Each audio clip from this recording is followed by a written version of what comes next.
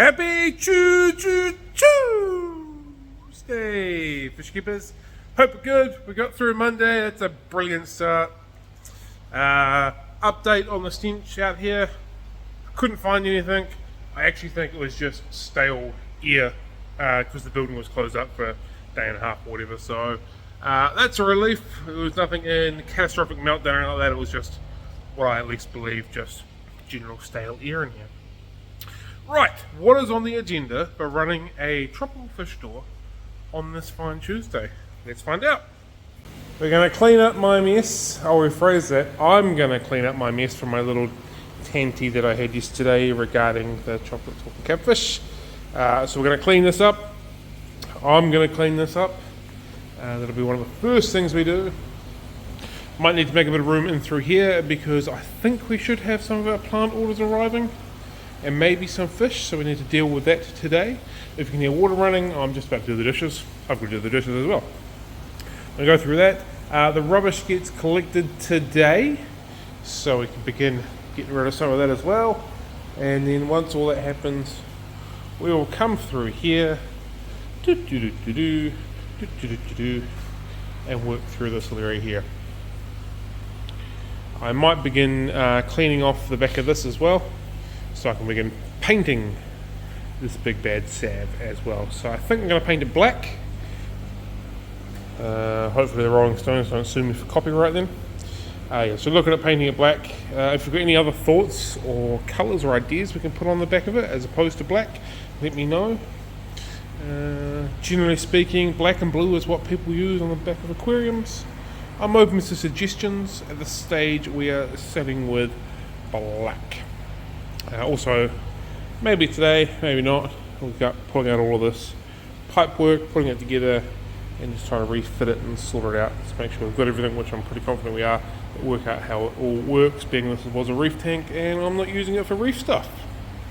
This is probably also a really great time to say jump onto the 3 Let's Talk Aquariums podcast YouTube channel. I'll put it up here somewhere. Hit that subscribe button and be in the draw to win a voucher from your favourite local fish shop. This is open to everybody worldwide. As long as your local fish shops allow us to buy a voucher online, you could win. So jump on to the 3 Let's Talk Aquariums YouTube channel and subscribe. While you're there, watch some videos, enjoy some of the podcasts. It's all about aquariums. Be in the chance to win. Be in to win. You got to be in it to win it. Be in the chance. You know what I mean. The doors. They are crying again. Somebody must be cutting onions around here because holy heck, they are pouring out with water. Make sure I got the old drying machine out there, give it a vacuum, get that cleaned up as well. We'll get that done pretty soon because it's pretty bad. We don't want too much of that hanging around for too long. Right, time for today's algorithm engage. This is the time in this video each day that I ask you a question just so you answer it, just so we can get the YouTube algorithm cranking along so more people can see the Fanatics Friday Coffee Date. This week's going to be a cracker if you're into Malawi cichlids. Anyway, my question is today, what is the best bit of advice that you have been told when keeping aquariums? I was going to go with the standard, you're not keeping fish, you're keeping water, but I thought that was a little bit lame, and I actually think another bit of advice that I was once told has resonated with me a little better.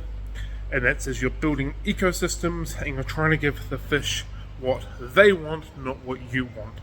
So as long as you're building an ecosystem that they enjoy, and that they want, and what they are accustomed to, you're going to get a better experience from said fish than if you give them the stuff that you want for the best part. So there it is. Let me know what is the best bit of advice that you have been given when it comes to keeping aquariums. And while you're at it, give that like button a push, and if you haven't yet, subscribe along as well. Rightio, we're at the recycling centre behind me somewhere. We're going to see if we can find a poly box that's going to fit this plastic container so we can send this big Bertha chocolate talking catfish. It's not the biggest one I've sent, but it's big. It is very big. I've got a bigger one currently, but we're going to send this one.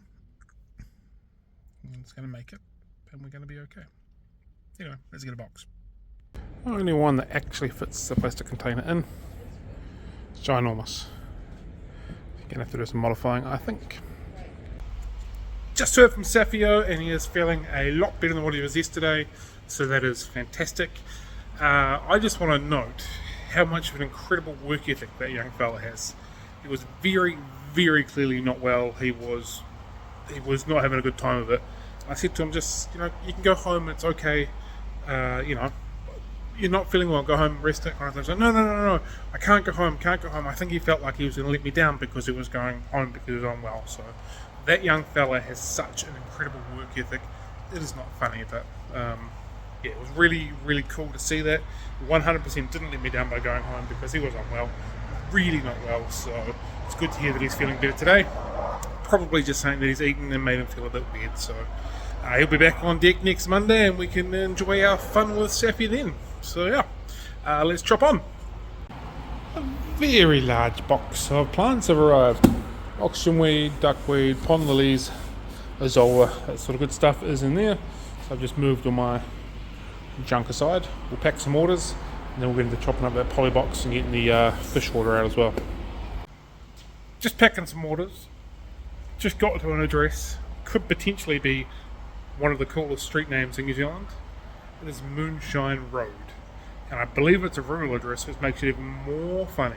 I'm just imagining somewhere in the sticks making moonshine. Sounds pretty cool. There are some other pretty cool place names around. I know in Nelson there is a Lusty place, which is hilarious. There is also a Bale Street in Nelson, which is a dead-end street that the police station is on. Very ironic, very amusing. DIY Daddy is on the case today.